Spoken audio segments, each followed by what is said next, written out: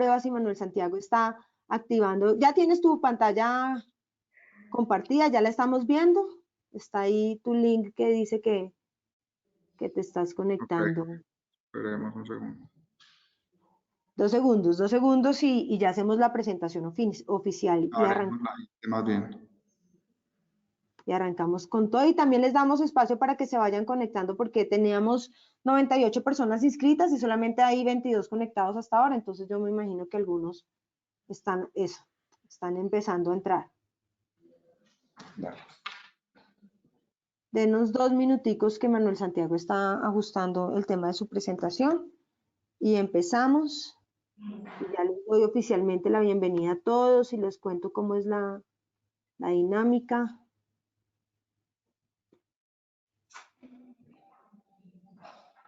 Este webinar queda grabado y se los compartimos para que lo puedan consultar cuando necesiten información pertinente.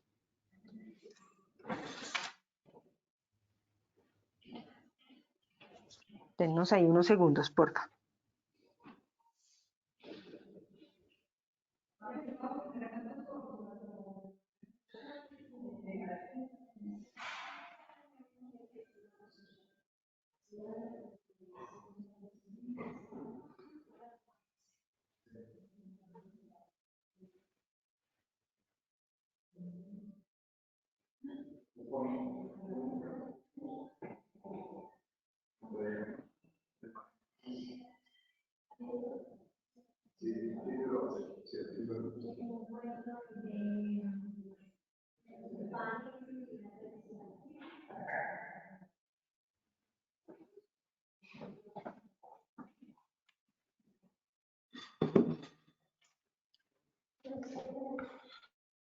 ¿Listos? Conseguí una base.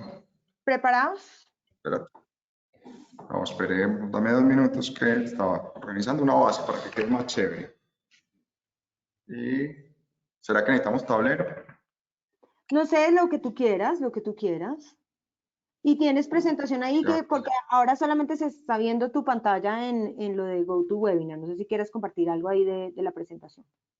Sí, ya me van a enviar la presentación. ¿Cómo dejo de mostrar, cambiar? Apago la pantalla. Eso, ahí estamos solo contigo y si quieres déjalo ahí mientras tanto. ¿Y ahí me ven a mí? Sí, ahí te estamos viendo. Muy bien. Ok, entonces dame un segundito, ya mientras me llega la presentación. Si quieres vamos haciendo la introducción mientras que llega la presentación. Ya ahí va aumentando el número de asistentes. Entonces, bienvenidos todos. Mi nombre es Liliana Maya, soy la directora de la Unidad de Talento TI. El 7 de febrero tuvimos una reunión con los líderes de recursos humanos de la comunidad que creamos hace ya más de un año y ahí manifestaron la necesidad de aclarar muchas dudas que tienen respecto al tema de contratos. A ustedes les ha tocado ser más innovadores en esa modalidad de contratación, pues por la brecha que tenemos y la dificultad que hay en la atracción de talento. Entonces, y tienen varias dudas respecto a eso, sobre todo el tema de formación, cuando invierten recursos importantes en formación, pero la gente cambia rápidamente de trabajo, entonces pues esa inversión muchas de las empresas la están perdiendo. Aprovechen este espacio para hacer todas esas preguntas. Le doy la bienvenida a Santiago, a Manuel Santiago Barrera, que es nuestro consultor jurídico externo y que además es, en mi opinión, una de las personas que más sabe de aspectos jurídicos, de legislación para la industria de tecnología. Yo ahora le decía a Manuel Santiago que siempre que me preguntan algo de eso, yo ahí mismo paso el dato de él. Y entonces, pues, es una información confiable. Manuel Santiago está constantemente revisando todo lo que sale de legislación que pueda afectar a la industria de tecnología, así que aprovechenlo, de verdad aprovechen este espacio y ya, eso es todo. Manuel Santiago, bienvenido. Tenemos un panel de preguntas, la mayoría de ustedes que han participado en nuestros webinars saben y ya han escrito por ahí, entonces simplemente pueden ir escribiendo y te propongo, Manuel Santiago, que yo te voy leyendo las preguntas, tú dinos cómo quieres la dinámica, quieres que te vayan, tú haces cortes en función de los temas para que te hagan preguntas o quieres que las preguntas queden todas al final, como tú quieras. No, me parece que genera muchísimo más valor para todos en la medida en que vayan surgiendo inquietudes, las vamos poniendo ahí en el chat. ¿Con qué objetivo? No solamente irlas despejando, sino que es que uno creería que no es el caso, pero las preguntas normalmente le son comunes a las compañías de tecnología. Entonces, para aprovechar de una vez y generar valor desde el momento uno de la presentación. Súper, entonces tú me das ese espacio y yo ahí mismo te leo las preguntas, para que, para que tú no te distraigas ahí también con el panel y la lectura de las preguntas, que eso a veces es aburridor. Entonces, silencio mi micrófono y bienvenidos todos. Bueno, señores, muy buenos días. Manuel Santiago Barrera. Voy a hacer primero un brief inicial de lo que vamos a desarrollar en la mañana de hoy. Inicialmente vamos a dar un barrido por los distintos tipos contractuales que existen en la legislación laboral colombiana. Con ese barrido pretendemos diferenciar entre un contrato de prestación de servicio, primero, el laboral, entre un contrato a término indefinido, un contrato a término fijo, un contrato de obra-labor, un contrato meramente accidental, cuándo aplica, cuándo no aplica y cuáles son las condiciones para que, pese a que aplique el contrato, me convenga como compañía de tecnología. Después de eso, se me va la señal. Después de eso, lo que debo revisar es cuáles serían las eventuales alternativas que me da la ley desde el cumplimiento de los requisitos formales y sin ir a cometer violaciones laborales o afectaciones incluso perseguidas por la UGPP con respecto a las compensaciones, bonificaciones, auxilios adicionales que yo le pueda dar a mis empleados. Una vez entendamos el esquema de flexibilización laboral y cuáles son las consecuencias y la estructura tributaria que tiene y laboral que soporta la misma, nos vamos a adentrar en el asunto del contrato de prestación de servicios. Como bonus, vamos a desarrollar también el contrato de cuentas y participación o joint venture. ¿Con qué objetivo?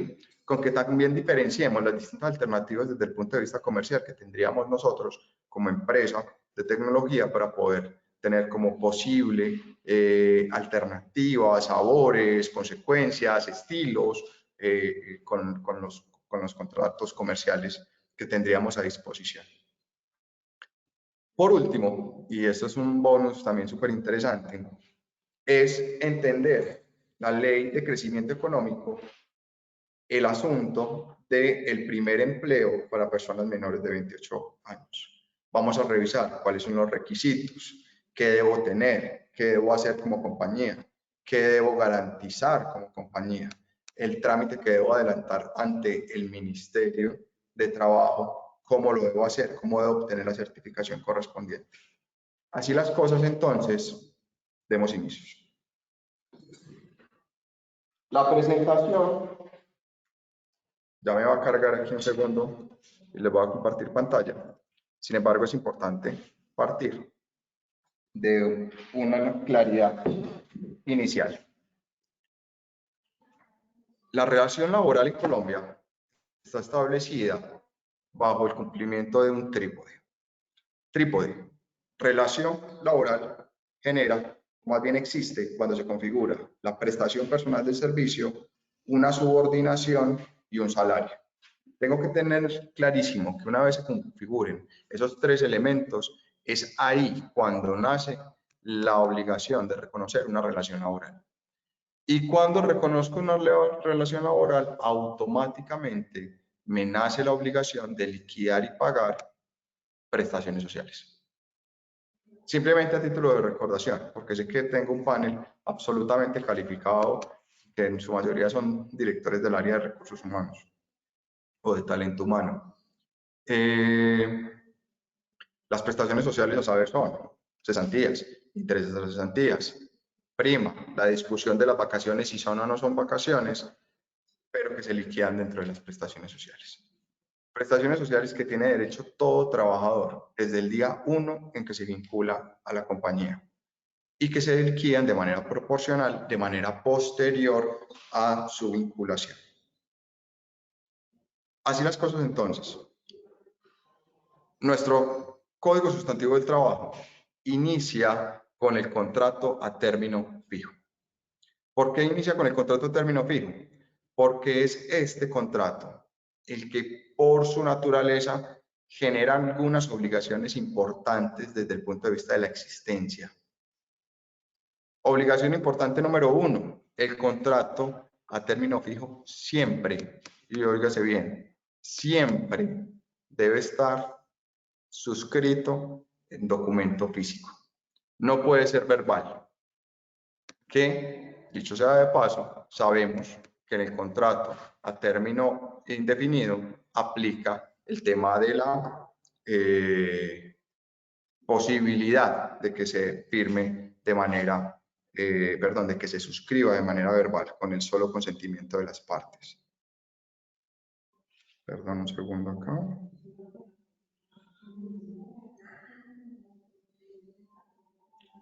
Así las cosas, el contrato a término fijo, la ley tiene una estipulación de que no puede ser mayor a una duración inicial de 3 años. ¿Qué significa 3 años?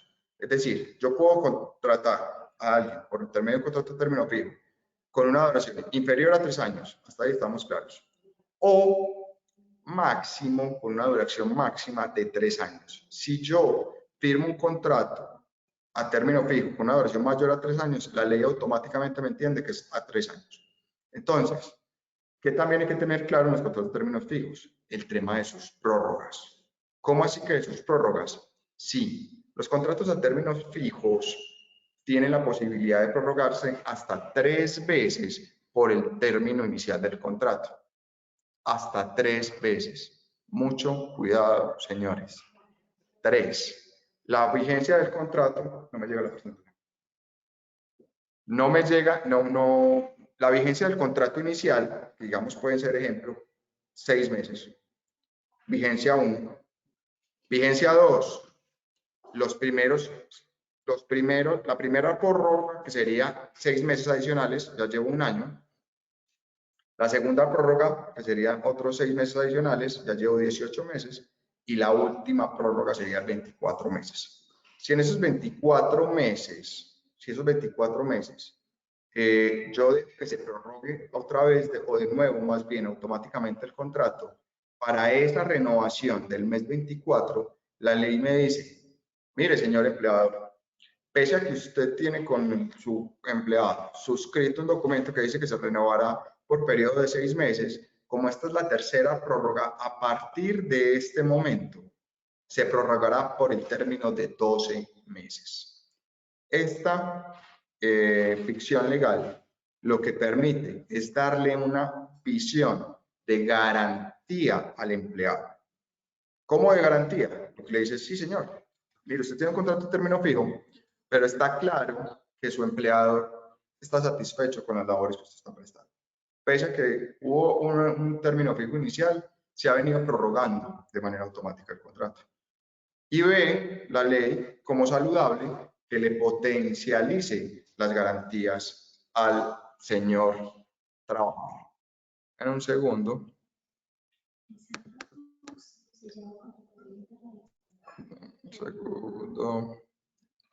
Yo abro aquí la presentación y les comparto mi pantalla. Ok, gracias. Y aquí voy a compartir la pantalla. Lili, ahí ya me ven la presentación, pero no me ven a mí. Ahí como se vea doble. Te estamos viendo a ti y estamos viendo la presentación. Sí, señor, estamos viéndote las dos cosas al mismo tiempo. Perfecto, entonces aquí voy. Espera, hay una pregunta. No sé si aprovechamos este espacio para hacerla. Sí, por favor. César Forero dice, buenos días. Si el tiempo inicial es de 12 meses, ¿la segunda prórroga sería igual y completaría los 2 años? Es que mencionas, aplica para número de prórrogas o por plazo de años. No, lo que le aclaro ya a César es, si el contrato inicial o el término fijo inicial es de 12 meses, entonces será de 12 meses las 3 siguientes prórrogas. Pero en el contrato de 12 meses no aplica o no es tan claro el mandato legal de que pese a que haya la tercera prórroga, ya a partir de la tercera, cuando sea un contrato menor a 12 meses, se renovará por el plazo de 12, que lo que quiere la ley, insisto, es proteger a aquel empleado bajo el contrato de término fijo que tenga prórrogas más la vigencia inicial de su contrato, siempre y cuando sea menor a 12 meses. Entonces, César, con el de 12 meses, contrato de término fijo, la ley simplemente no aplica con la restricción de la tercera prórroga. Simplemente se renueva de manera automática de 12 en 12. Hay César, sin otra embargo, pregunta. Ah, bueno, ¿cómo, señor? perdón. Dale, dale, dale. Pues que justo tiene que ver con lo que estás diciendo, porque entonces Diana Figueroa dice, el tiempo inicial de un mes. ¿Es posible prorrogarlo por más tiempo? 6 meses, 7, 8 meses, siendo esta la primera prórroga. Las partes de mutuo acuerdo pueden modificar el término del contrato. Incluso la pregunta suele ser más difícil si me dicen, miren, lo que vamos a hacer es disminuir el término. Queremos prorrogar el contrato que está inicialmente a 6 meses, pero lo queremos prorrogar solamente a 3. ¿Se podría hacer? Sí, se puede hacer. El Código Sustantivo del Trabajo, si la memoria no me falla, está por allá en el 168 o 172, dice que tenemos la facultad como empleador de, en las prórrogas del contrato, disminuir incluso su término. ¿Alguna más, Lili? No, señor. Que muchas gracias. Perfecto. Entonces, el contrato término fijo también tiene por esencia un periodo de prueba. El periodo de prueba en el contrato término fijo no podrá superar la quinta parte del contrato. Estamos aquí ya en la parte final, la que está subrayada. La quinta parte del contrato. Entonces, aquí tenemos que ser absolutamente cuidadosos, diligentes en identificar desde el momento 1 de la vinculación con ese sujeto en particular cuánto tiempo sería la duración de ese periodo de prueba. Entonces, ejemplo, contrato a una persona, como el doctor César nos decía, a término fijo de 12 meses. ¿Cuánto podría ser el periodo de prueba en el contrato del doctor César? 2 meses. ¿Por qué? Si la quinta parte de 12 sería 3 meses, ¿por qué no puedo ser 3? Porque la ley sí tiene un límite y me dice, venga, el periodo de prueba podrá ser de hasta 2 meses. No me puedo superar los 2 meses. Entonces, check, superado. Vamos al contrato de 6 meses. En el contrato de 6 meses, el periodo de prueba tendrá que ser menor. ¿A qué me refiero? Tendrá que ser por máximo de 1 mes y 1 semana.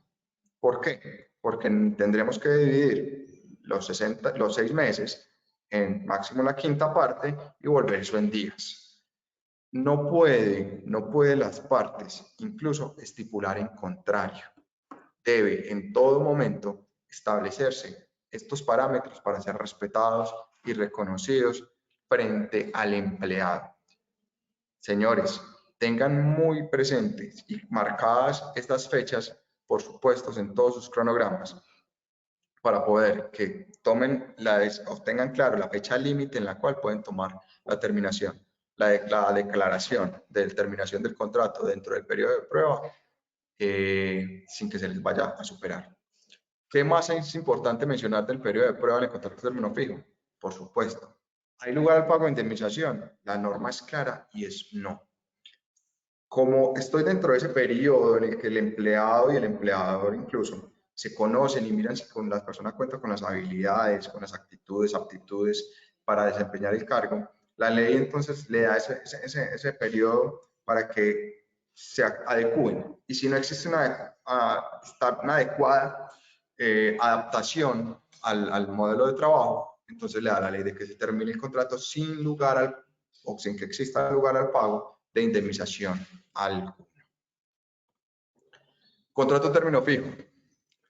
En el contrato término fijo es súper interesante la posibilidad que le da a el empleador y al empleado de que si se ponen de acuerdo con los extremos contractuales, nazca la posibilidad de formalizar la relación laboral.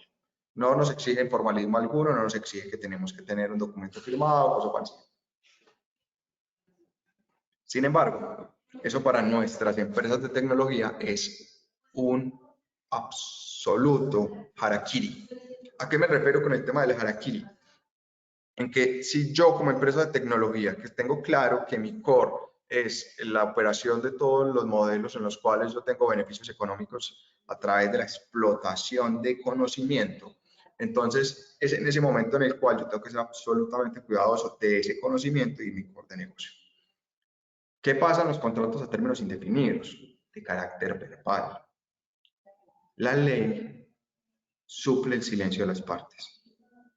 Y por allá en la ley 1450, artículo 26 y siguientes, que modifica la ley 23 de 1984, en la cual nos hablaba del tema de los derechos de autor, esa modificación lo que me dice es que se presumen cedidos los derechos si y solo si existe un contrato firmado entre las partes. ¿Y cuál es la presunción? Se presume la cesión de qué derechos, de los derechos patrimoniales de las obras que nazcan en virtud de ese contrato, con ese contrato laboral. Pero me habla de contrato y me habla de que esté suscrito por las partes. Entonces yo tengo que ser absolutamente cuidadoso de no tener contratos a términos indefinidos en los cuales, pese a que sea término indefinido, el término no esté en documento respaldado para que entiendan cedidos esos derechos patrimoniales a la compañía que representamos. Bien, entonces, no estoy diciendo que no sea pertinente o posible generar documentos, más bien acuerdos a término indefinido. La recomendación, incluso me anticipo, es que los contratos de las empresas de tecnología sean a término indefinido. Lo que sí resalto es que en todo momento debe constar por escrito. Lili, veo por aquí manitos, preguntas, pero no las leo. ¿Tú me ayudas? No, preguntas no hay preguntas, se están poniendo sí, poner manitas, me imagino para decir que están atentos, pero preguntas no. Pero preguntas todavía no, perfecto. Entonces, ya aprendí aquí a ver. Con respecto a la vinculación y el contrato de término indefinido, pese a que no se deba dejar por documento firmado, las recomendaciones para nuestras empresas de alto valor agregado, de conocimiento, de que necesitamos la cesión de los derechos patrimoniales, en todo caso, a favor de la compañía, es que pese a que exista contrato de término indefinido, ese documento respalde en documento debidamente suscrito. Le doy doble clic a mi apreciación en la que manifesté que mi recomendación en todo caso para nuestras empresas es que sea contrato a término indefinido. ¿Por qué? Y es porque, como ven aquí en la presentación, para dar el aviso de terminación en el contrato a término indefinido, yo lo único que tengo que hacer es mandar una comunicación, ¿sí? 30 días antes. ¿En cuál? En el contrato a término fijo. El contrato a término fijo, la terminación, el contrato de término fijo, yo le debo informar a mi empleado que yo no tengo la intención de renovarle el contrato. Esa particularidad es la que, en contraposición a la forma en que le puedo dar por terminado el contrato laboral a un contrato a término indefinido, es la que en mi sentir nos genera el factor diferenciador. No estoy hablando del reconocimiento y pago, sí o no, de la indemnización, sino la protección que nosotros como custodios de nuestra compañía, del core de negocio, de la información, de los códigos, de los códigos fuentes, de la lista de clientes, de las bases de datos, tenemos que ser absolutamente diligentes y darle el correcto manejo desde el punto de vista laboral. ¿Y es cuál? El contrato a término fijo, yo le tengo que dar 30 días de antelación al informe y con ese informe el empleado tiene 30 días para tomar decisiones si quieren sacar una copia de los códigos fuentes, si tomar un fichero, sacar una base de datos, copiar las hojas de vida de los empleados, ¿por qué no? Entonces es esos 30 días en los que me permite a mí tener acceso a la información con la posibilidad incluso de generar algún tipo de daño para la compañía. En contraposición, el contrato a término indefinido claramente me permite darle por terminado el contrato de manera rápida, reconociendo la indemnización de cuánto, de 30 días por el primer año y 20 días por los subsiguientes. Pero yo le puedo dar por terminado el contrato a las 4 de la tarde y a las 5 de la tarde estar entregándome el puesto, siempre que sea posible, por supuesto. Pero ¿qué estoy protegiendo? Que no acceda a esa información sensible, importante, confidencial que tengo de la compañía, que en definitiva no debería ser posible o no debería de poner en riesgo yo por la diferenciación de la vinculación laboral. En el contrato término indefinido también se resalta que el periodo de prueba es de 2 meses. La ley suple el silencio. Yo no tengo ni siquiera que mencionarlo. Al no mencionarlo, la ley me da la cabida a que yo determine la existencia de 2 meses como periodo de prueba de manera tranquila y abierta. Siguiente contrato, el contrato de obra o labor.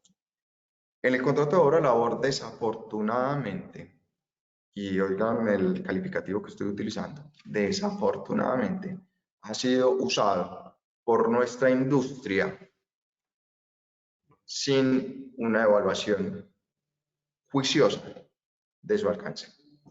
El contrato de obra o labor, incluso cuando a nosotros los abogados nos lo enseñan en el pregrado, nos ponen un ejemplo muy sencillo, y es el obrero que se contrata para la ejecución de un muro.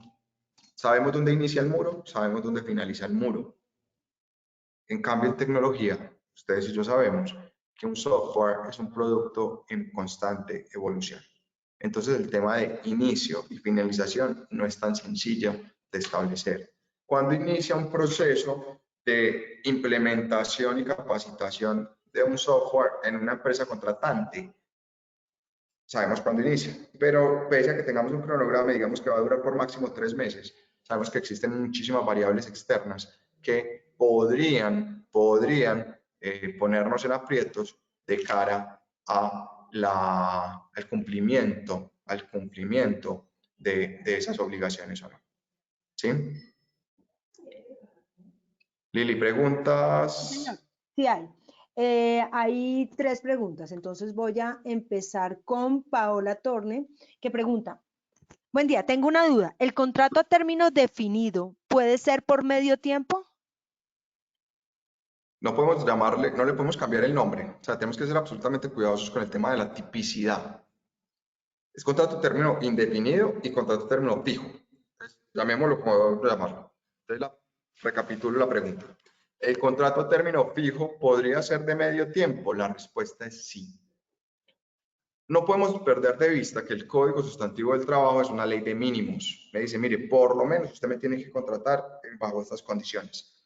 De hecho, en la legislación laboral surge la autonomía de la voluntad de las personas, que es lo que nosotros no podemos ir en contra de esa autonomía de la voluntad.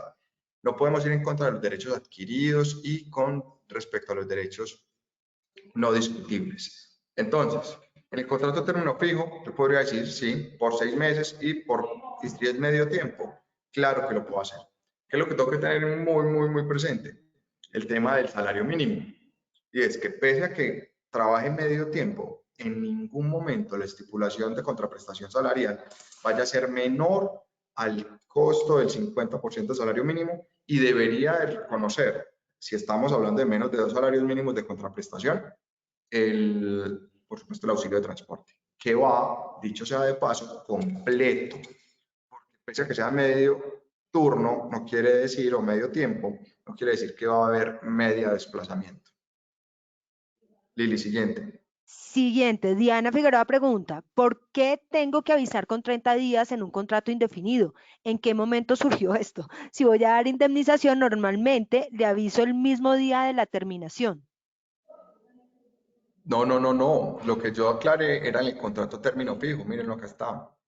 El contrato a término fijo, que es el que yo no recomiendo para nuestra industria, el que no recomiendo para nuestra industria, es en el que tengo que darle 30 días de antelación. En el contrato de término indefinido, y más si lo va a pagar la indemnización, por eso puse el ejemplo, yo le pago, le doy la carta de terminación, le voy procesando su liquidación de prestaciones sociales, le informo a las 4 de la tarde y a las 5 de la tarde puede estar fuera de la compañía. Esa es nuestra recomendación desde el punto de vista legal. ¿Por qué? Por esos valores agregados que determino, por ese core de negocio que es tan sensible y que es tan fácil de llevarse en una USB o en envío en un correo personal. Entonces no es que haya habido modificación. A lo que me refiero es que es esa la metodología adecuada que debe tenerse en una empresa de conocimiento como las que representamos nosotros. Listo, ahora hay tres más. Sandra dice, ¿qué pasos administrativos debo tener en cuenta para que un contrato a término fijo no pase a ser término indefinido? Eso es un paradigma a destrozar. Paradigma a destrozar. ¿Los contratos a términos fijos se pueden convertir en indefinidos? Respuesta, no. Nunca. Nunca. Nunca. Está en el entendido de muchos empresarios que una vez se cumplen las 3 prórrogas del contrato, el término inicial, más las 3 prórrogas, a partir de ahí se convierte en término indefinido. Eso no es correcto. Lo que pasa es que está la ficción legal de que a partir de la tercera prórroga, si el contrato es menor a un año, ya se entiende prorrogado por saltos de 12 meses. ¿Sí? Pero es a partir de la tercera prórroga en los contratos menores a un año, no como en el ejemplo que nos presentaba César, que César decía que es un contrato de término fijo, pero de 12 meses. Entonces ahí simplemente se mantiene la renovación de 12 en 12. Muy bien, Mauricio pregunta, para un trabajador tiempo parcial, ¿qué modelo de contrato puedo manejar? La recomendación sería, Mauricio, siempre término indefinido. Y por favor, suscrito, o sea, no verbal, el contrato materialmente firmado, que esté en la carpeta laboral, que tengamos la lista de chequeo de todos los otros documentos a revisar. De una vez me anticipo, temas por revisar. La política de tratamiento de datos personales. Tengan en cuenta que ustedes no solamente dan tratamiento a los datos personales del empleado, sino también de su compañera permanente o de su compañero permanente, o de sus hijos menores de edad, o de sus hijos mayores de edad inclusive. Entonces tienen que tener las correspondientes autorizaciones, que en la parte final de la presentación vamos a hacer ahí un doble clic rápido para ese tipo de obligaciones. Sí, Mauricio dice que sí, es que hay un formato especial, pero no. No, incluso pues los abogados tienen la mala costumbre de hablar mal de lo que hacen los demás. El formato Minerva, el formato Minerva que lo compra en cualquier papelería en Colombia, es un contrato muy bien diseñado. Por ejemplo, habla del tema de las invenciones, habla del tema de derechos de autor. Si quisiéramos pues la especialidad y de una vez aprovecho pues y hago la propaganda y contratamos a Enfoque Legal para que nos diseñe los contratos, genial, por supuesto que vamos a estar, pero no requiere ingeniería espacial o un abogado absolutamente especializado en nada particular para generar un buen contrato laboral. ¿Qué tienen que tener ustedes en cuenta como industria de conocimiento? Que por supuesto tenga cláusula de cesión de derechos patrimoniales, y aquí sí tenemos que tener ingeniería espacial, y es la ley suple el silencio de las partes. ¿Y cómo lo suple? Cuando hay una cesión de derechos patrimoniales desde la ley 50, que modificó la ley de derechos de autor, del 1450, perdón, se entienden cedidos, ojo con esto, señores, se entienden cedidos solamente 5 años los derechos patrimoniales en virtud del contrato laboral.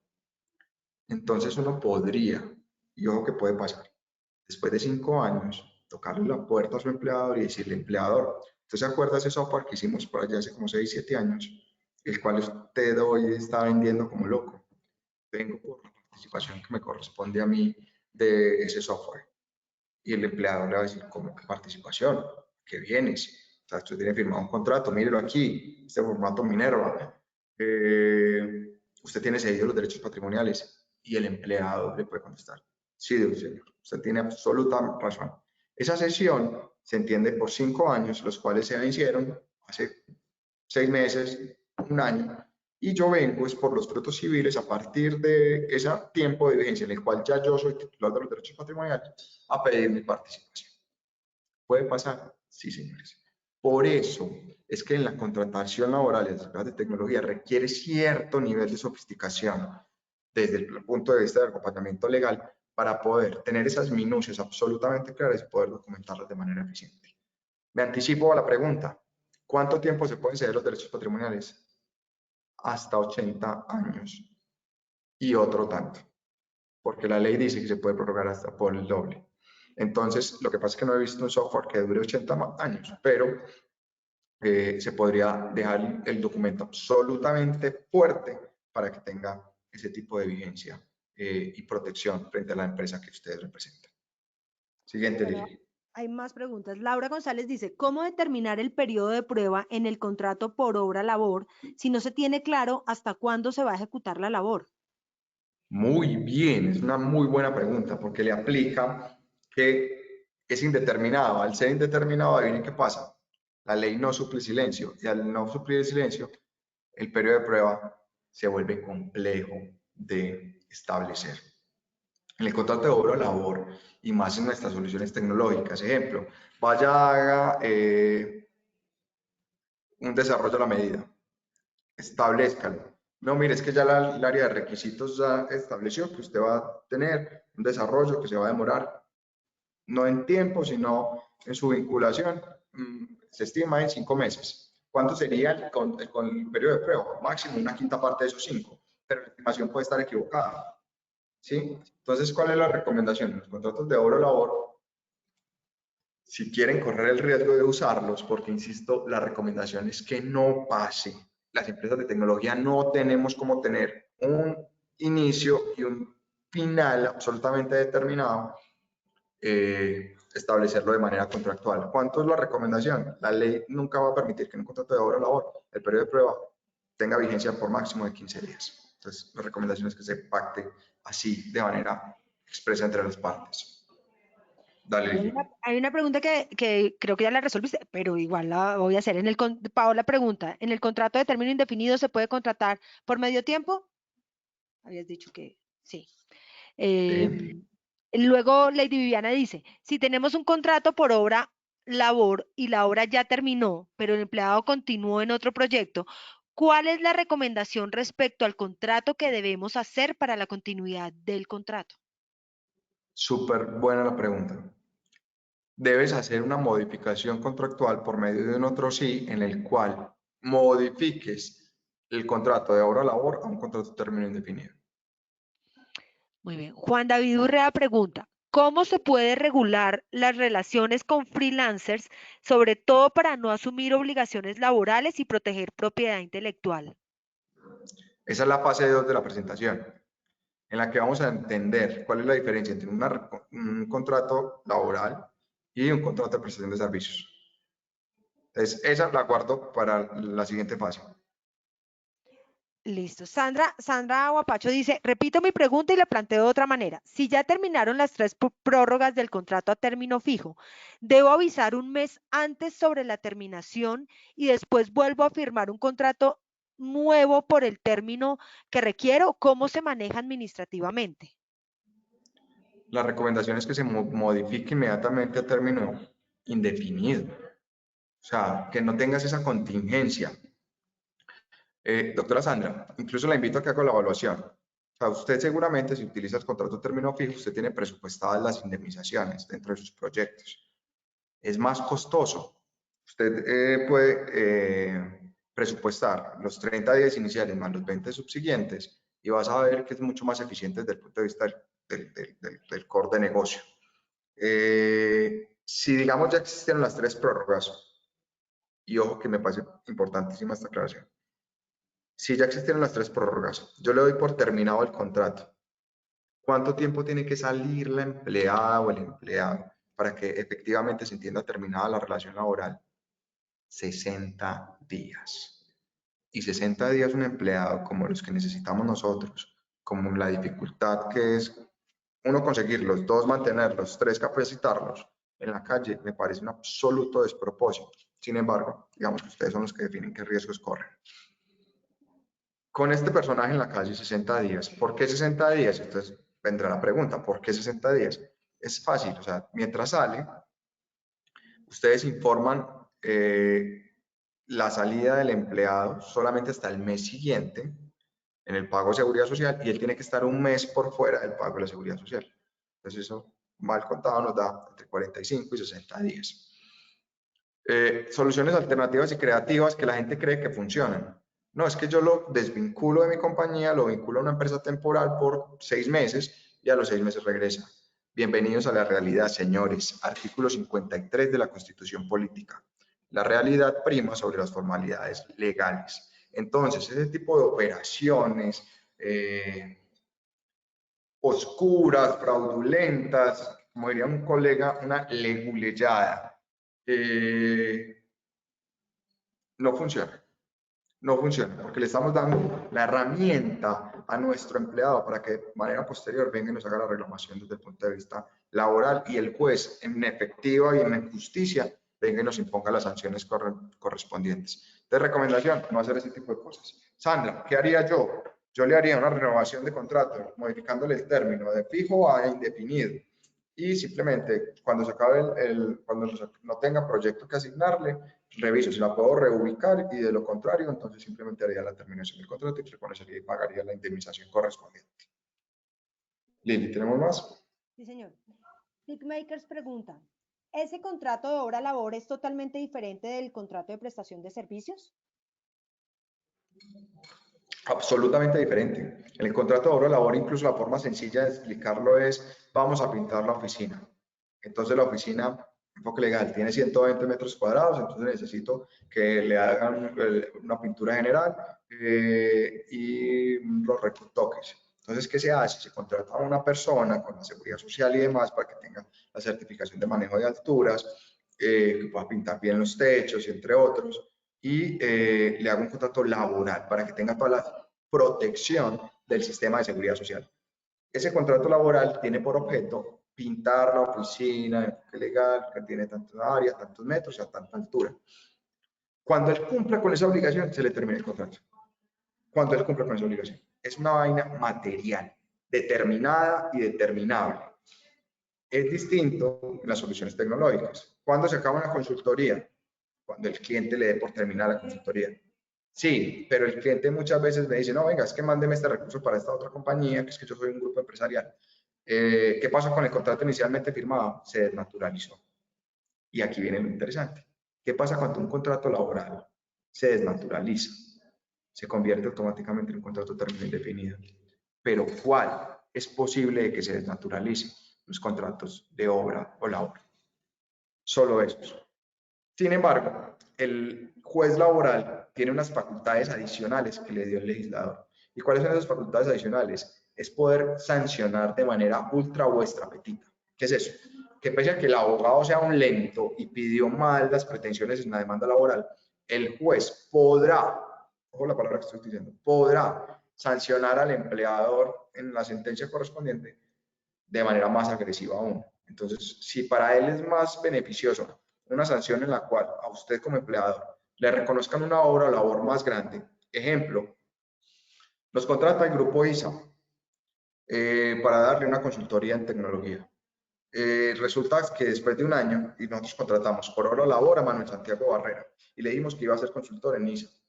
Después de un año, ISA me dice, no, venga, necesito que ese consultor, y especialmente Manuel Santiago Barrera, me lo mande para Exem, que es una de las empresas del grupo ISA. En Exem, o XM, pues el que la conozca como XM. En Exem,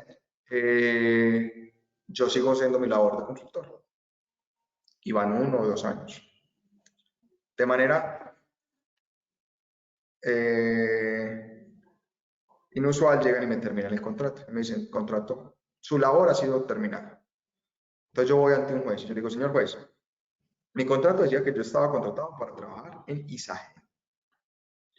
Que pese en ISA, perdón, que yo estaba en ISA, presté un año de labor ahí y me transfirieron a Exem, una de las empresas del grupo ISA. Y el contrato está vigente aún. ¿Cuándo demando yo? Yo tengo 3 años para demandar. Ojo, señores, 3 años para demandar. Yo demando en el año 2 y medio. Bien. El juez puede optar entre que me reconozcan a mí una liquidación de, como el contrato sigue estando vigente aún con... Manuel Santiago, se te fue el audio. Se te fue el audio. Ahí mejoró. Sí, como el contrato estaba vigente aún, hasta ahí nos quedamos. Como el contrato estaba vigente aún con Exem, podrá el juez optar entre reconocerme una liquidación de los 2 años y medio que yo estuve por fuera de la operación, porque estaba vigente aún la obra para la cual yo fui calificada, escenario 1, o escenario 2, decir que al momento en que me transfirió de ISA a Exem, se perdió la naturaleza del contrato de obra-labor y que se entenderá a término indefinido y calcularme la indemnización de conformidad con el contrato a término indefinido. ¿Cuál optará? La que le sea más beneficiosa al empleado. Así las cosas, los empleadores nos vemos en aprietos. Sandra, por favor, revise con su equipo jurídico interno la pertinencia de sus contratos de obra o labor de los que estás teniendo como vigentes en tu compañía. ¿Por qué lo menciono? Insisto, puede que el core de negocio de Sandra sea distinto y no sea 100% tecnológico, que tenga una vaina mucho más determinable y le sean aplicables, pero normalmente no pasa. Entonces tengan cuidado con el tipo de contratos. Listo. Última pregunta de este bloque es de Claudia Lorena Maya. Si se tenía un contrato por 6 meses y su primera renovación fue a un menor tiempo, ¿cuáles son las implicaciones legales que podríamos tener? No lo entendí, vuelve y me preguntas. Si se tenía un contrato por 6 meses y su primera renovación fue por un menor tiempo, ¿cuáles son las implicaciones legales que podríamos tener? No, ninguna. La ley permite que yo lo renueve por menos tiempo. Ejemplo, vigencia inicial 6, después de eso una prórroga de 3 meses. Si guardo silencio, se entiende prórroga por otros 3 y por otros 3. Entonces tengo 6 iniciales más 9. ¿Qué inconveniente tendré? Que a partir del mes 14, 6 iniciales más 9, perdón, del mes 15, a partir del mes 15 ya se renovará eso por periodos de 12 meses. Esa sería la consecuencia. Muy bien. Cláusulas de confidencialidad. Tengan en cuenta que el contrato laboral, por esencia, ya trae establecida la confidencialidad de la información. ¿Dónde está eso? En el artículo 58, numeral segundo del Estatuto Tributario. ¿Esto por qué es tan interesante? Porque es que la gente piensa que es que debe estar establecido en el texto del contrato la confidencialidad de la información. No es tan así. Y que no sea tan así es una real protección al empleador. Incluso, miren que el artículo 250 del Código Laboral o del Código Sustantivo del Trabajo, en su literal se me da la posibilidad incluso de no pagar las cesantías en caso de que la causal de terminación sea una violación a confidencialidad. Aquí les pido que nos detengamos. ¿Por qué les pido que nos detengamos? Porque lo que no dice la ley laboral acá es, tengan en cuenta que me obligan a que el juez declare que lo que yo manifesté es real. Quiere decir que yo tengo que presentar una denuncia penal por violación a la confidencialidad y tener las pruebas suficientes para que mi empleado sea penalmente responsable. Con esa determinación de esa responsabilidad desde el punto de vista penal, me da la posibilidad, en calidad de empleado, de quedarme con esas cesantías. Solo en esa posibilidad. Entonces, yo siempre me voy a ver obligado, y ojo con el término que estoy usando, obligado a tener un soporte documental muy fuerte en la parte probatoria, previo a tomar la decisión del no pago de las correspondientes cesantías. Flexibilización laboral. Antes de desarrollar este tema, me voy a devolver al tema de confidencialidad. En los contratos de prestación de servicios, contratos de prestación de servicios, no el de obra-labor, no el de indefinido, no el de fijo, el del freelance, realmente como nosotros lo llamamos en nuestra industria. La confidencialidad sí debe estar expresa. Y la recomendación es que en todo momento quede documentada en el contrato que estoy firmando con él, bien sea, número 1, recuerden que se tiene que hacer la cesión de derechos patrimoniales de los derechos de la obra y ampliar el término porque lo que la ley establece. Debe haber un contrato firmado. Y número 2, para poder generar con esto, la posibilidad de tener documentada la correspondiente confidencialidad de la información. Y número 3, el tratamiento o las políticas de tratamiento en calidad de responsable o de encargado que le va a dar a los datos personales que en virtud de la relación de la ejecución del contrato, él pueda llegar a acceder en la ejecución del contrato. Bien. Siguiente. Flexibilización laboral. ¿Cómo vamos a partir de la flexibilización laboral? Es esencial entonces que ustedes tengan como punto de partida que en la relación laboral colombiana tenemos la posibilidad desde el punto de vista legal, y ojo con esto, legal, poder reconocer y pagar unas bonificaciones, unos auxilios que no estén directamente relacionados con la prestación del servicio a nuestros empleados. ¿Con qué objetivo? No solamente políticas de retención, sino también políticas de reconocimiento, no directo a la ejecución de sus labores, porque si es directo se va a entender salario. ¿A qué me refiero? El artículo 127 del Código Sustantivo del Trabajo es claro en mencionarme lo que es salario. Sin embargo, en el artículo 128 me determina lo que para efectos del acuerdo entre las partes no es salario. Entonces, ¿qué me dice? No constituye salario las bonificaciones de manera ocasional, de mera liberalidad que recibe el empleado, como bonificaciones o gratificaciones ocasionales, participación de utilidades, excedentes en temas de economía naranja, lo que reciben dinero o en especie para el correcto, aquí esta ventanita no me deja ver, yo bajo esto,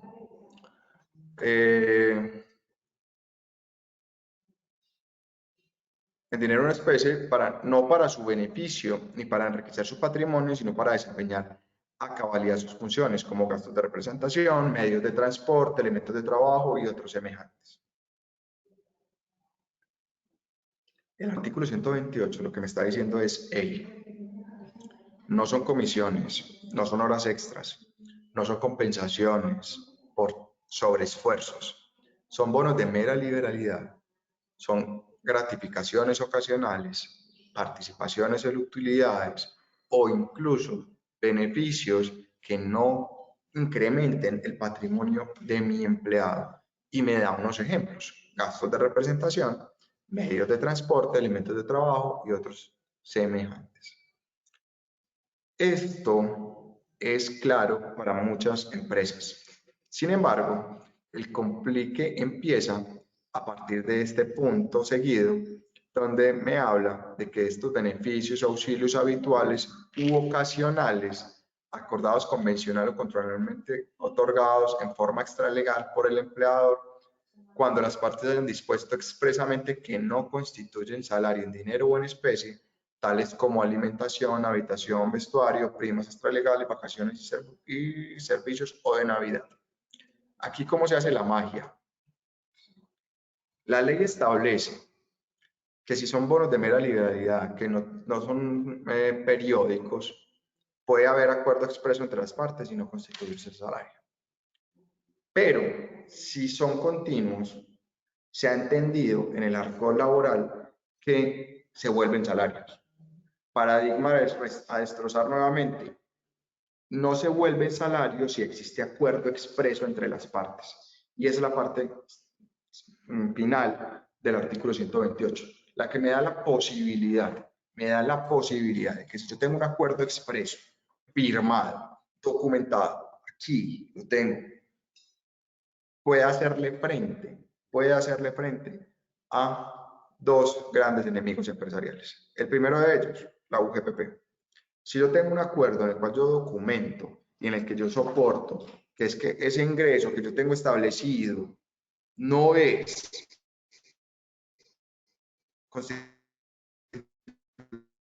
Santiago Barrera, este documento la UGPP lo tiene que,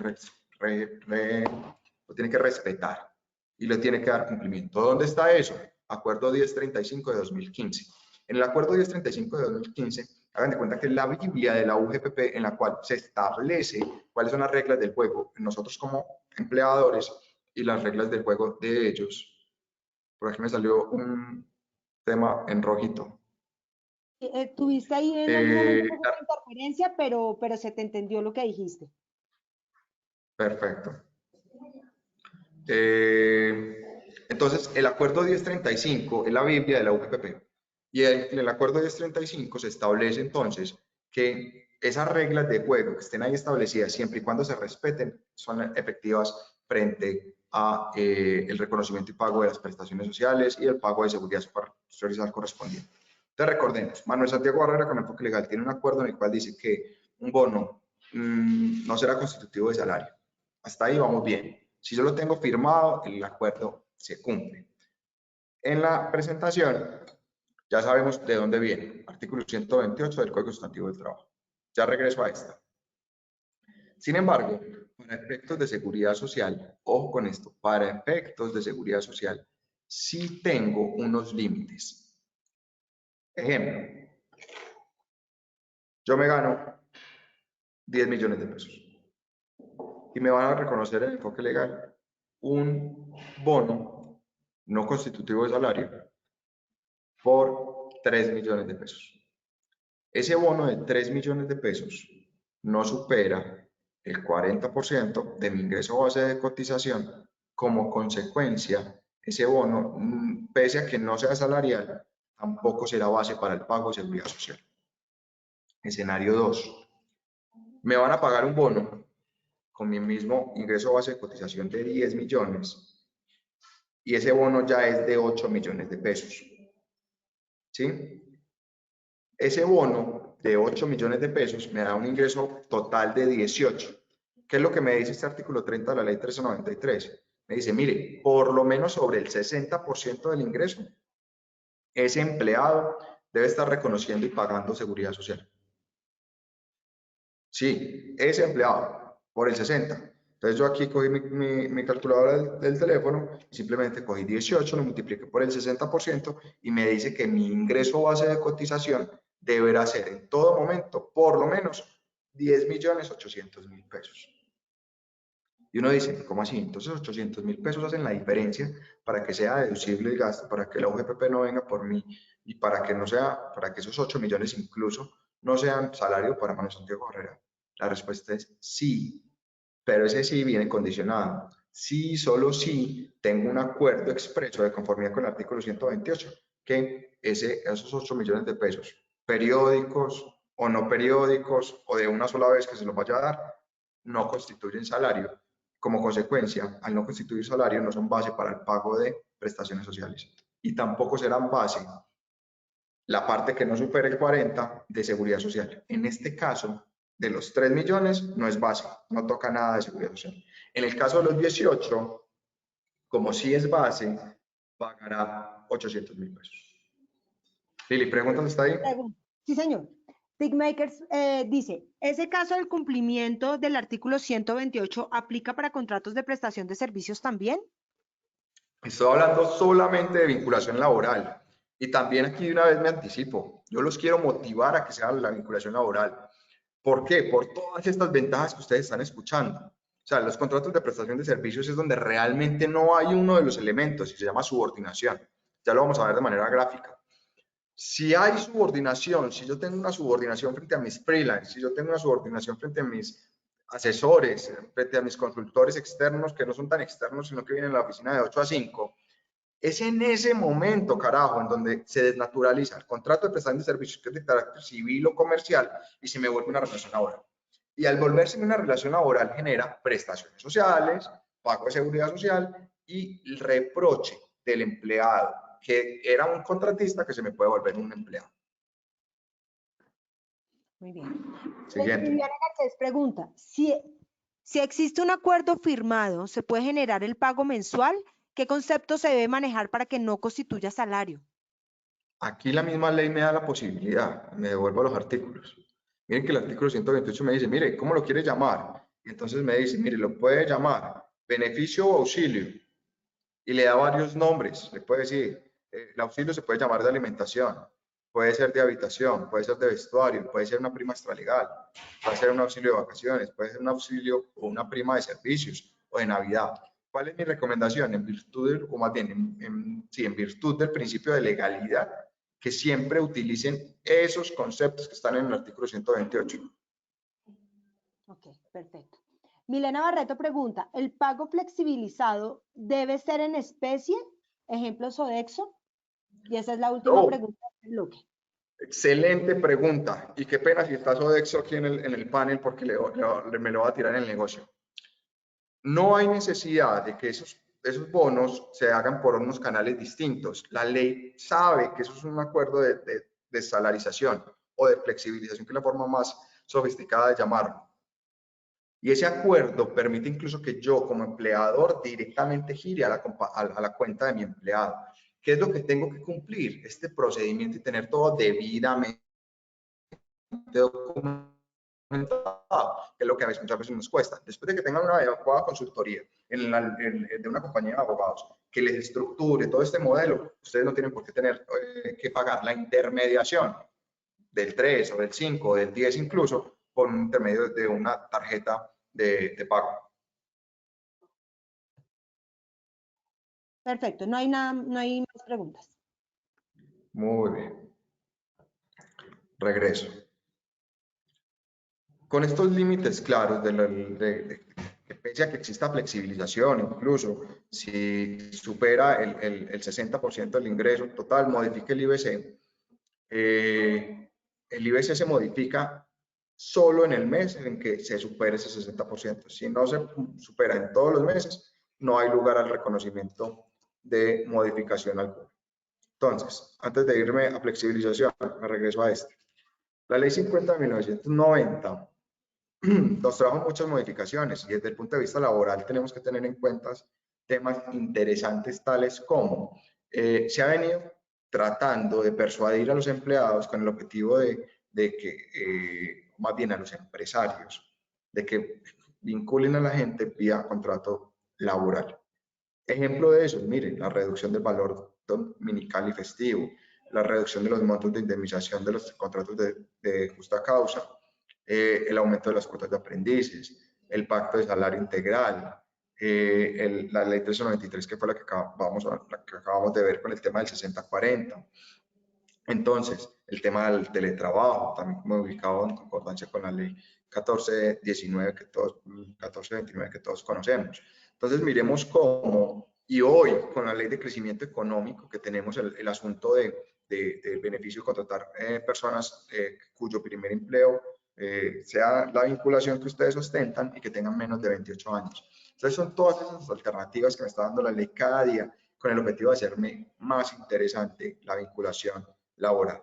Entonces, con eso dicho, las actividades a realizar en el caso de que uno quiera implementar un proceso de flexibilización, la suscripción de un contrato, un otro sí, en el cual se implemente todos estos modelos y ojalá en ese se le dé doble clic al tema de derechos de autor, con lo que acabo de explicar, la ampliación de vigencias, que quede bien establecido de quién quedan los derechos patrimoniales, por cuánto tiempo, el tema de territorialidad que se me iba a pasar y me parece súper importante porque la ley también presume que la cesión de derechos aplica solamente para el territorio colombiano y eso nos da problemas porque hoy estamos hablando con empresas nacionales que pueden tener presencia internacional o que pueden tener clientes en el exterior y la ley no cede esos derechos al exterior. Entonces yo podría coger la solución tecnológica que hice con una de las empresas que ustedes representan y irme para otro país de habla hispana, me voy para México. Y con esa misma solución que hice para ustedes, en México monto una empresa equivalente a la de ustedes. Le doy copiar y pegar en México. Y empiezo a comercializar el producto. Ustedes podrían ir a México a decir que estoy haciendo un acto de competencia desleal, que hay una cesión de derechos patrimoniales, que es que estoy en una violación a una obra. La respuesta es no, porque ustedes en su contrato laboral no tienen el doble clic de haberle dado una revisión desde el punto de vista técnico de cuál es el alcance que ustedes quieren tener de esa cesión de sus derechos patrimoniales. No solamente en temas de temporalidad, sino también de territorialidad. Confidencialidad, que ya dijimos que está previa en los contratos laborales, está presente en los contratos laborales, así yo no lo establezca, y el tema de las prohibiciones especiales. Relación laboral, la gráfica que les prometí, prestación personal del servicio, subordinación, salario, y al tener una relación laboral, automáticamente tengo prestaciones sociales. Entonces yo quiero que lo miren inicialmente como un trípode. Relación laboral, y el trípode es prestación personal de salario, del servicio, subordinación y salario. Si yo tengo estos tres elementos, nace automáticamente la relación laboral. Y al nacer la relación laboral, automáticamente nace el pago de prestaciones sociales. Siguiente, contrato de prestación de servicios. Aquí entonces ya vamos a cambiar la fase 2 del webinar citado para la mañana de hoy. El contrato de prestación de servicios por esencia es así. Contrato de prestación de servicios. Existe prestación personal de servicio porque tiene un asterisco, porque puede serlo o no serlo. Y la segunda pata es contraprestación. Entonces pensemos que el contrato de prestación de servicios es un bípode, no un trípode. Al ser un bípode, yo pongo, se supone que aquí la idea es que ustedes vean eso como si fuera un fantasmita, la subordinación y las prestaciones sociales. ¿Por qué hablo de que es como un fantasmita? Porque si el contrato de prestación de servicios se mantiene dentro de sus dos elementos estructurales esenciales, que es la prestación personal de servicio o por intermedio de una persona calificada que lo haga, y una contraprestación, no tengo problema ninguno. ¿Cuál es el problema? Cuando yo exijo que sea Manuel Santiago Barrera que preste servicio y adicional a eso, le pago. Pero en esa exigencia adicional yo le digo, Manuel, hágame el favor, viene la compañía de 7 a 5 de la tarde. Manuel, hágame el favor y se afeita. Usted no cumple con las políticas de la compañía. Manuel, la política de vestuario. ¿Usted cómo piensa ir así vestido a donde nuestros clientes? Entonces es ahí en donde se materializa la subordinación. Manuel, tenemos comité de gerencia mañana a las 6 de la mañana y tiene que asistir. Manuel, quedamos de enviarle al cliente mañana tal vaina, se tiene que quedar esta noche. Todos esos son elementos en los cuales se empieza a tomar más fuerza y esta vaina que parece aquí como un fantasmita, esa subordinación se vuelve otra vez más naranjada y me regreso a mi slide anterior. Se vuelve una relación laboral, cumple con los tres elementos, prestación personal de servicios, subordinación y salario, y como consecuencia de la relación laboral hay lugar a prestaciones sociales. Señores, pilas. Porque es aquí entonces en donde se diferencia el contrato de prestación de servicios con el contrato laboral, en la subordinación. Si yo tengo un contratista, un freelance, en el cual yo le genero elementos propios de la subordinación, automáticamente, de conformidad con el artículo 53 de la Constitución Política Colombiana, se me vuelve un contrato laboral. ¿Es claro, Lili? Sí, hasta ahora no hay, supongo que está siendo claro porque no están escribiendo más preguntas. Está muy bien. Sigamos. Toda esta carreta, al final es como para decirles, mire, los elementos del contrato, que no es carreta, quiero ahí recapitular, qué pena. Todos estos soportes legales, ¿por qué los pusimos en la presentación? No solamente porque lo van a tener, sino porque es que quiero que identifiquen la necesidad que ustedes deben de tener de identificar, o más bien la reiteridad, si existe, en que en el contrato de prestación de servicios no existe subordinación y de existir, existen muchísima tinta regada de manera jurisprudencial en la cual automáticamente se desnaturaliza y se convierte en un contrato laboral. Elementos a tener en cuenta. Los contratistas o independientes, o en nuestra industria lo denominamos freelance, tienen que pagar seguridad social, es verdad. Pero esa seguridad social la pagan ellos de manera independiente. Ustedes saben que había un proyecto de ley en la cual se establecía que la teníamos que pagar nosotros los contratantes. En principio, esto debió haber entrado a regir en julio del año pasado, se amplió el término y aún seguimos con las discusiones, pero en principio que tenemos claro, hoy debemos hacer un pago, o ellos más bien deben hacer un pago sobre el 40% de sus ingresos de seguridad social y debe estar acompañado de ese pago a nuestra cuenta de cobro correspondiente para poder que el gasto sea deducible dentro de la compañía. Si yo tengo una cuenta de cobro de un freelance en la cual no tengo como respaldo, o sea, que la la cuenta de cobro y que la página 1 de esto sea el pago de seguridad social, no es deducible el pago correspondiente. Asimismo, ¿qué más debo evaluar para la deducibilidad de ese gasto? Que tengan RUT, que tengan un RUT. Si tienen el RUT, aplica el tema de deducibilidad, que cumpla con unas condiciones particulares y que le hagan los procedimientos de retención de la fuente si aplican o no aplican. Entonces, si no estoy mal, Sebastián, por allá era el que nos preguntaba, hombre, entonces el contrato de obra es un contrato de prestación de servicios. Respuesta, no, un contrato de prestación de servicios en el cual hay una obra, una obligación de hacer establecida entre las partes, pero se puede hacer de manera autónoma, de manera libre. La puedo hacer de 3 a 4 de la mañana, la puedo hacer en mi oficina, la puedo hacer en un parque, la puedo hacer frente a la playa, lo que yo a bien tenga hacerlo. Lo que tengo que garantizar es el entregable. Y ojo con el entregable, porque es que no es una obligación de medio o de resultado. El entregable es unas líneas de código con unas calidades mínimas, no mínimas, unas calidades medias de las mismas, el que yo debo cumplir. Si yo quiero tener unas calidades especiales y demás, lo debo establecer en el contrato. Punto de identificar. En el contrato de prestación de servicios no hay de manera supletiva el tema de confidencialidad.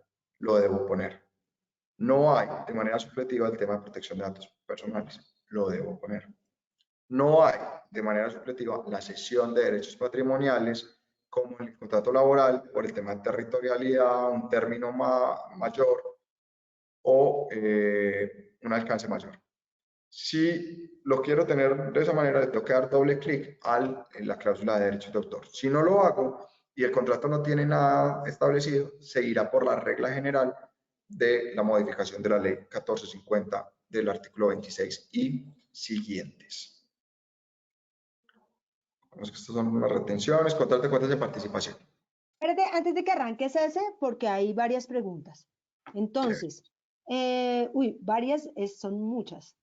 Dame un segundo. La primera, Tick Makers.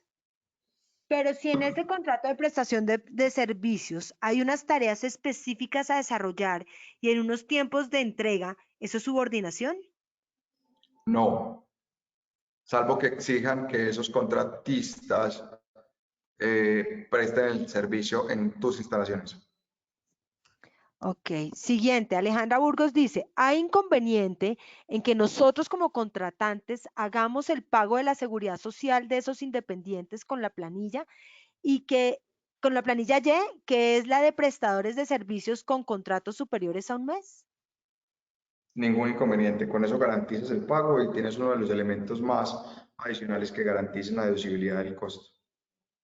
Perfecto. Andrea Beltrán dice, ¿qué sucede cuando el valor de la cuenta de cobro es por menos del valor al salario mínimo legal vigente? ¿Se paga seguridad social? Esa pregunta no es fácil y menos con 65 asistentes al frente. Es un concepto de la DIAN de 2010. Ay, se te fue, Manuel Santiago, se te fue, ahí no te estamos escuchando, entonces quedamos en que es un concepto de la DIAN y ahí quedamos. Del 2017, en el cual establecen que cuando las cuentas de cobro para los contratistas son menores a un salario mínimo, no debe pagar seguridad social. Sin embargo, eso es un riesgo que yo no les recomiendo que corran como compañía, porque para que la procedencia del costo del gasto exista desde el punto de vista tributario, debe haber un respaldo y pago de seguridad social. Entonces, lo que yo los invito más bien es que hagan acumulación de cuentas de cobro mensuales hasta que superen el salario mínimo y se haga el correspondiente pago. Muy bien, Alejandra Burgos dice, ¿esto se puede ver en algún momento como contrato laboral? Me imagino que se refería a lo que ella había escrito antes de, hay inconvenientes en que nosotros como contratantes hagamos el pago de la seguridad. Porfa, cuando pongan sus comentarios o preguntas, trátenlas de hacer en un solo bloque porque si no, quedan separadas. Se refería a eso. Pero, Entonces, Alejandra, no, el hecho de que usted pague la seguridad social no es un elemento que le determine subordinación. Lo que no puede hacer es pagar la seguridad social, exigirle que se ponga la camiseta de la compañía, los horarios de la compañía, que asista a reuniones donde represente la compañía, ese tipo de elementos. Tickmakers vuelve a preguntar, ¿cómo es el caso donde el prestador de servicios no supera el tope de ingresos y por lo tanto solicita que no se haga retención en la fuente? Eso está en el artículo 383 del Estatuto Tributario, que es como se entiende que el contratista está equivalente a los empleados, se le pone y en la tabla de depuración que está en el artículo 383. Milena Barreto pregunta, ¿por estar trabajando en la nube la retención es del 3.5%? Milena, no. El decreto 2499 de 2012, ustedes saben la historia que le hicimos nosotros en FedeSoft, establece una retención a la fuente para los servicios conexos a los servicios de tecnología, servicios conexos y a la comercialización de licencias de tecnología. Porque esté en la nube no tiene nada que ver con la retención. Decreto en 99, si tú lo Se te revisas cortó, se te con cortó, se te cuidado, cortó. Se te cortó y quedamos en que porque él esté en la nube. habla de retención aplica solo para aquellos contribuyentes que son declarantes de impuesto de renta y complementarios. ¿Por qué hablo despacio? Porque necesito que genere mucha recordación. La retención es una fuente especial. La retención es una fuente especial del 3.5 aplica para aquellos contribuyentes sujetos al pago de impuestos de renta y complementarios. No toda persona natural, entiéndase freelance en nuestro lenguaje, paga renta. Al no pagar renta, le tengo que hacer la tarifa normal, o del 10 para no declarantes, o la del 383 del Estatuto Tributario, que fue la que preguntó el compañero anterior. Entonces no le aplica. El decreto 2499, que es la que establece la retención a fuente del 3.5, habla de manera absolutamente clara que es para aquellos contribuyentes sujetos del reconocimiento y pago del impuesto de la renta y complementarios. Le hace personas jurídicas o personas naturales con los topes de declaración de renta hacia arriba. Muy bien. Luis Hernando Gómez pregunta, pagamos una bonificación que no hace parte del salario y que está respaldada por acuerdo entre empleador y colaborador.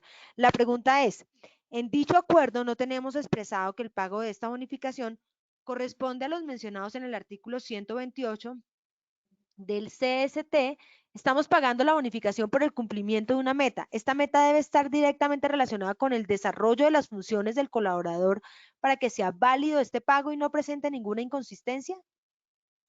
Ya tienes un problema y es que estás vinculando el pago a una meta y entonces se me convierte, de conformidad con el artículo 127, que te invito a que lo leas, en la parte final dice que el reconocimiento por compensaciones de trabajos de manera directa o comisiones o porcentajes de ventas. Entonces es ahí en donde se desnaturaliza y se convierte eso en una comisión. Entonces no es un auxilio no constitutivo, realmente estás pagando es una comisión. Lo que pasa es que desafortunadamente lo estás tratando de convertir en un pago no constitutivo de salario. Y es ahí en donde otra vez vuelve y juega la primacía de la Constitución política. Artículo 53. Prima la realidad sobre las formalidades legales. Así lo tengas así escrito.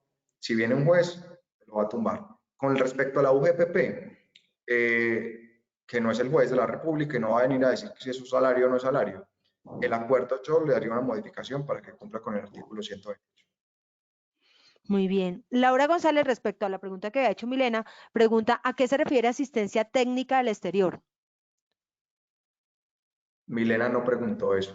Ah, no, pero Milena, Milena preguntó que Milena lo que preguntó fue la retención en la fuente del 3.5 de la nube. Y que dicho sea de paso, y Lili, ya veo que nos va a tocar hacer otro webinar de eso.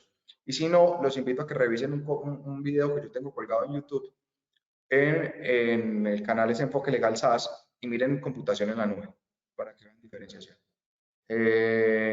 Dura 4 minutos y explico el tema de computación en la nube.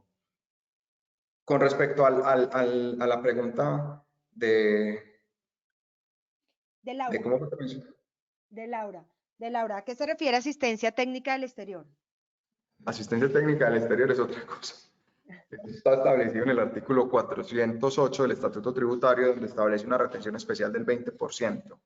Y asimismo está en el artículo 123 del Código del Estatuto Tributario, que obliga la inscripción de los contratos de asistencia técnica para poder que el gasto sea deducible. Laura, nada que ver con esta presentación. Sin embargo, al final está mi número y con todo gusto me puedes contactar, y si no, pues enfoque legal en Google y sale toda mi información, y te apoyamos, porque no tiene nada que ver con esto. Pensémoslo, tratemos de buscarle la asociación. Laura, si lo que me estás diciendo es que tú vas a contratar, y valga, aquí sí vale, un prestador de servicios en el exterior. Ejemplo, voy a contratar a un chileno.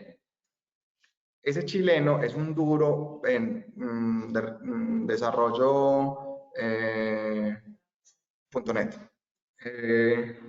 y hace las cosas más rápidas que en otro aquí en Colombia. Entonces tú dices, no, me sale más barato, yo voy a contratar al chileno. Lo tienes que contratar por contrato de prestación de servicios. Es correcto. Te valgo ahí la unión con esto. Para la deducibilidad del pago a Chile tienes que cumplir con un montón de otros requisitos que no son objeto de esta conferencia, sin embargo te los anticipo. Número uno, la retención en la fuente. Como es Chile, y lo usé como ejemplo absolutamente con toda la intención, tenemos acuerdo de doble tributación y le hago una retención en la fuente del 10%. Requisito 2, el rete IVA. ¿Cómo así que rete IVA? Si es un servicio que estoy importando, que me están prestando en el exterior. Sí, el artículo 420, parágrafo tercero, literal C, parágrafo tercero, me dice que se genera un IVA. Y el artículo 437, raya 1 y raya 2, me establecen una retención en la fuente del 100% del impuesto. Yo lo tengo que hacer. Y el tercer requisito de deducibilidad de ese gasto del exterior es la inscripción del contrato de importación de servicios de asistencia técnica, que es lo que tú estás hablando. Yo inscribo eso en el BUSE, Ventanilla Única de Comercio Exterior. Ojo que estoy importando, no exportando, importando, no exportando. Con eso tengo la posibilidad de deducirme el 100% del costo del gasto. Chévere el doble clic aquí, pero si queremos más bien ampliar un tema de contratación en el exterior, y no es la de que vamos a hacer dentro de 8 días, porque la de dentro de 8 días son extranjeros que están en Colombia y cómo en el territorio colombiano los vamos a contratar de manera adecuada, sino que esa sería una tercera fase. Chévere, Lili, lo que nos presenta Laura, sería cómo contratar por medio de un contrato de prestación de servicios a extranjeros que presten servicios desde el exterior hacia Colombia. Sí, y eso sabes que es oportuno porque justo tenemos programado un webinar de contratación de equipos de desarrollo de software con la Universidad de las Ciencias Informáticas de Cuba. Ese webinar es el 22 de abril. Entonces, chévere tener como enlazar esos dos temas de cómo pueden contratar esos equipos remotos de otros Lo países. sentamos y lo pensamos, que tú sabes que siempre dispuestos a generar valor. Lo Entonces, sé. Laura, espero que haya sido suficientemente ilustrativa la respuesta. Gracias. Bueno, ahora la última de este bloque está a cargo de Gabriel Vargas y dice, con relación a la respuesta de subordinación, si el contratista solicita un espacio en la oficina para asistir algunos días por motivos personales, de problemas de su internet, de su casa, de poder interactuar con alguno u otro funcionario, ¿cómo se debe manejar ese tema? ¿Es caso de subordinación si es el mismo contratista quien lo solicita? El tema es cómo se desarrolla a partir de esa solicitud. El tema es cómo ese contratista se empieza a apropiar del espacio. Y nosotros, aprovechando que lo tenemos ahí, también nos empezamos a apropiar de su presencia. Porque si él está ahí y llega a la hora que quiere y se va a la hora que quiere, va unos días sí, unos días no, pero el día que lo extrañemos y le preguntemos por WhatsApp, querido Camilo, ¿por qué no has llegado? Ya con eso tiene la primera prueba para decir que existe subordinación. Podría pasar, se puede autorizar, pero tenemos que tener muchísimo cuidado en no traspasar esa delgada línea de la subordinación. Muchas gracias y hasta ahí están las preguntas. Listo, contrato de cuentas en participación o joint venture. Este se lo vamos a dejar ahí para que lo revisen y demás, porque vamos muy regular de tiempo. Y si quiero bajar el tema del beneficio tributario. Pero por mencionar los elementos esenciales en este contrato. Aquí hay, por definición, existen dos personas comerciantes que tienen un objetivo común. Ese objetivo común puede ser vender una solución tecnológica. Entonces, uno tiene la solución tecnológica y el otro tiene el conocimiento de la consultoría. Nos unimos y vamos por un objetivo. Este contrato de cuentas en participación lo que me dice es cómo vamos. 70-30, 50-50, 60-40. Se puede establecer. Y en este contrato, es un contrato meramente comercial, no existe subordinación y se podría utilizar en aquellos modelos en los cuales sea visible o más bien participe claramente que alguien pone una cosa o alguien pone otra cosa, conocimiento, infraestructura, soluciones tecnológicas, en pro de conseguir un objetivo común. Pero no hay, y presten atención aquí bastante, no hay ni prestación personal de servicio, porque es que cualquiera de los dos intervinientes puede poner a uno o a otro a que participe. No hay subordinación y no hay una contraprestación de los intervinientes. Al no haber una contraprestación de los intervinientes, no se configura ni un elemento, ni un contrato de prestación de servicios, ni un contrato laboral. Pero es, ojo, A y B tienen A cosas interesantes que la unión de la unión con B pueden venderle a C. Sí, ¿quién paga? C. ¿A quién? A y a B. Pero nunca que A le pague a B por poner en su conocimiento a disposición del contrato. Lo podrán revisar, sin embargo, pues como mencionaba, la idea es que entiendan que existen algunas alternativas contractuales distintas que pueden ser muy interesantes. Este paralelo es súper importante. Aquí cogí las dos gráficas que les presenté, una de contrato de prestación de servicios y la otra de la relación laboral. Las puse en el mismo slide. Quiero que identifiquemos las diferencias. ¿Cuáles son esas diferencias? La subordinación. La subordinación es la clave de ingreso a que se convierta un contrato de prestación de servicios en un contrato laboral. Y al convertirse en un contrato laboral, automáticamente genera prestaciones sociales. Y tengo ya tres grandes enemigos: la DIAN, la UGPP y los empleados. Siempre lo menciono. No, no de manera peyorativa respecto a los empleados. Lo digo es porque pese a que nos hacían ahorita la consulta, yo tengo un acuerdo expreso con mi empleado, pero ese acuerdo desafortunadamente no es tan preciso.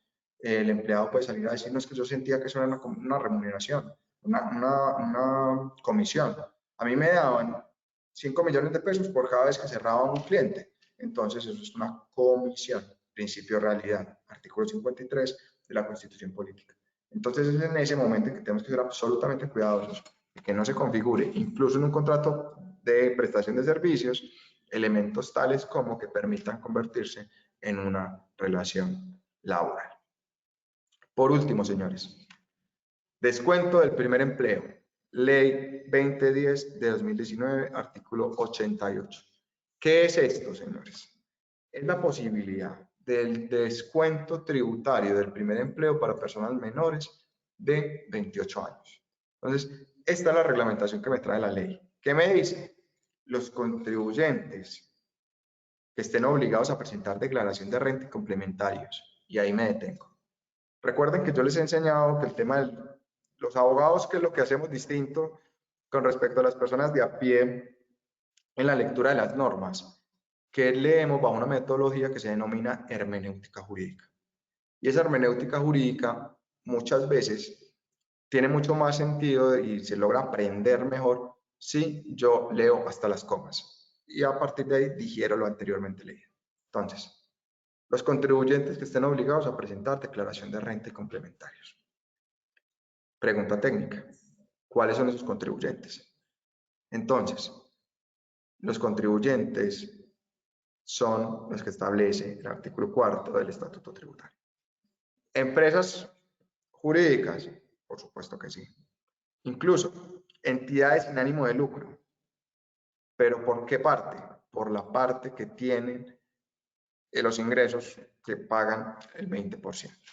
Entonces, una entidad estatal, si no es sujeto pasivo del impuesto de renta, no le aplica este tema. Sin embargo, pues claramente la entidad estatal no le va a interesar. Pero entonces, en principio, tengo que ser declarante de impuesto de renta y complementarios.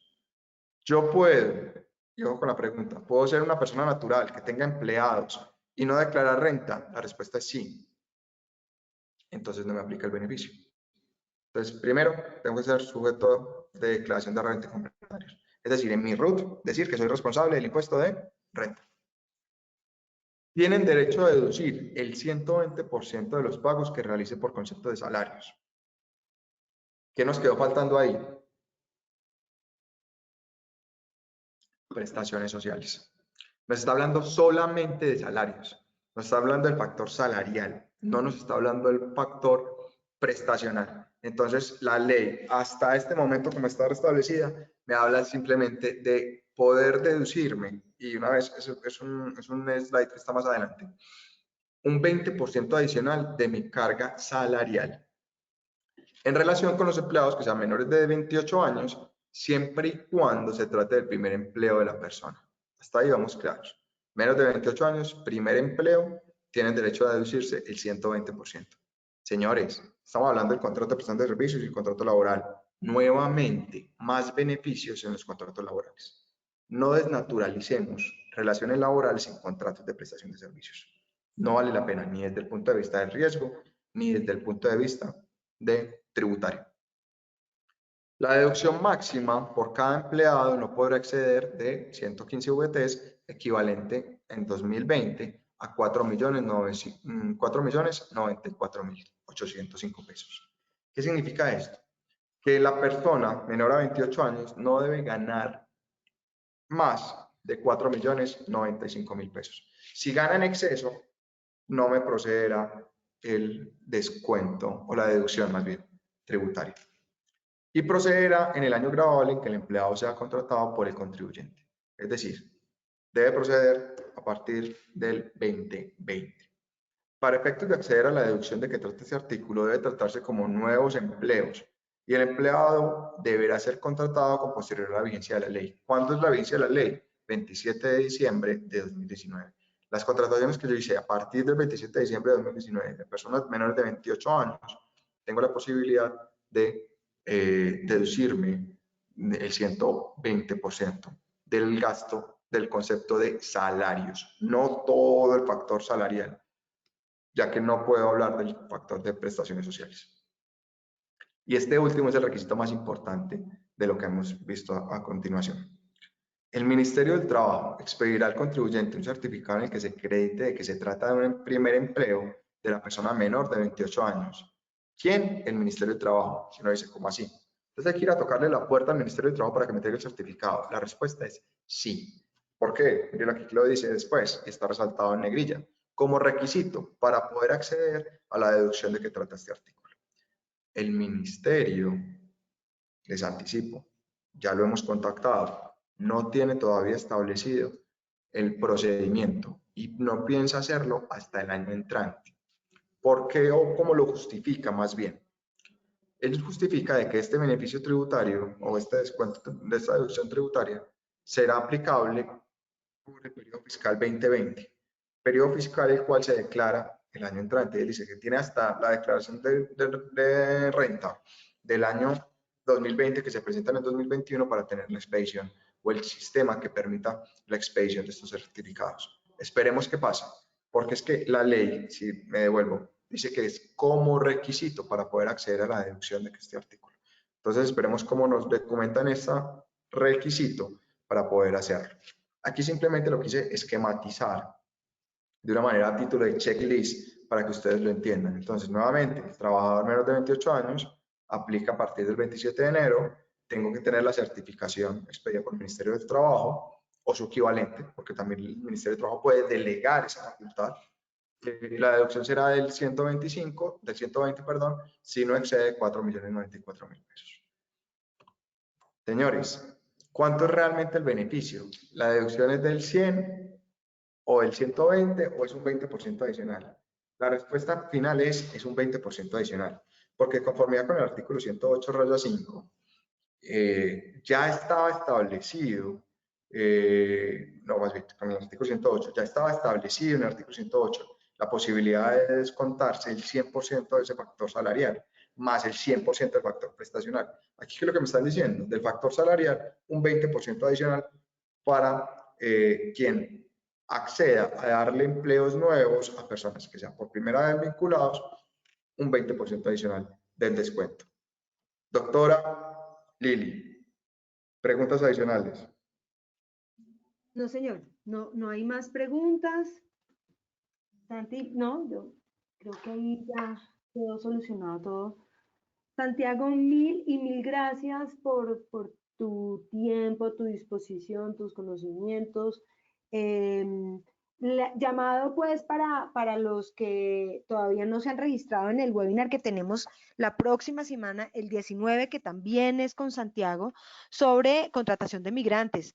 Hay muy poca gente registrada y creo que es un tema importante para ustedes y sobre todo pues si quieren aliviar un poco ese esfuerzo del reclutamiento, de la atracción de talento, que es bastante difícil, me parece importante que lo tomen. Y Sandy, no, hablamos para ver cómo podemos generar otros espacios de los temas que quedaron ahí como por fuera o pendientes. Perfecto. Perfecto. Muchas gracias a Mil todos. gracias. Les enviamos entonces la grabación para los que no pudieron estar desde el comienzo o para los que se tuvieron que ir antes. Un abrazo, feliz tarde, gracias. Chao.